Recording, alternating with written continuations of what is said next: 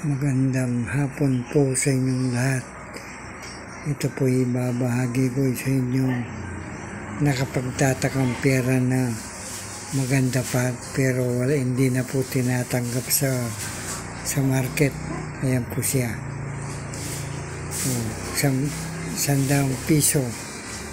Bakit hindi na po tinatanggap ito? Ano kaya ang dahilan? Ito po, ganda pa rin po pa. Ayan po, maganda pa rin siya. Bakit kaya? Siguro po alam nyo na hindi tinatanggap na ito sa market. Ano po? Pero nakapagtataka po. Hindi naman po siya pangit o ano man. Pero hindi na po siya tinatanggap. Ayan po siya. ₱100 pa na wala ng value. Ayan ₱100. Bago pa po yan. Ano po? Binabahagi ko po sa inyo para alam nyo. 2010 po ito.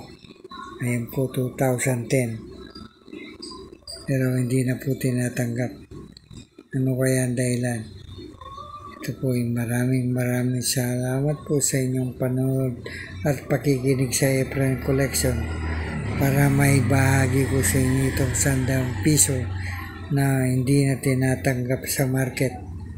Maraming salamat po ulit. Efren Collection po.